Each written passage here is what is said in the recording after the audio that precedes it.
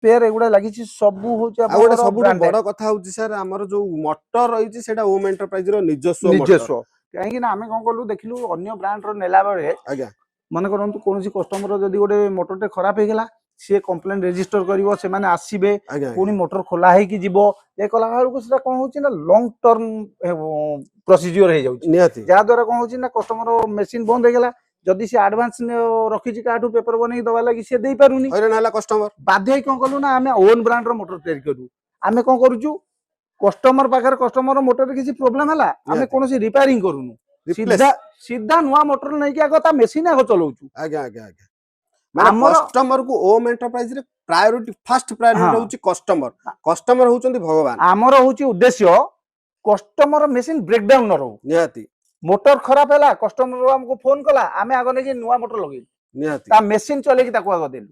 ମାନେ ଆପଣ ଅଲଗା କୋଉଠୁ ନେଲେ କଣ ରହୁଛି ନା ଆପଣଙ୍କର ଟାଇମ ପିରିୟଡ ରହୁଛି, ତାକୁ ତିଆରି ଆଜ୍ଞା କରୁଛନ୍ତି କିମ୍ବା ମାନେ ସର୍ଭିସ ମ୍ୟାନ ହୁଁ ଯାଉଛନ୍ତି ଆଜ୍ଞା ମାନେ ମଟର ତିଆରି କରୁଛନ୍ତି, କିନ୍ତୁ ଆପଣ ଓମ୍ ଏଣ୍ଟରପ୍ରାଇଜ ପାଖରୁ ଯଦି ନଉଛନ୍ତି ହୁଁ ତାହେଲେ ଆଉ ଆପଣଙ୍କର ମେସିନ ବନ୍ଦ ହବାର ସମ୍ଭାବନା ନାହିଁ। ଏଇଥିପାଇଁ ସମ୍ଭାବନା ନାହିଁ କାରଣ ଆପଣଙ୍କର ଯୋଉ ନୂଆ ମଟର ରହିଛି ଓମ୍ ଏଣ୍ଟରପ୍ରାଇଜ ର ଯେହେତୁ ନିଜସ୍ୱ ମଟର ରହୁଛି ଡାଇରେକ୍ଟ ରିପ୍ଲେସମେଣ୍ଟ ମଟର ହେଇଯାଉଛି।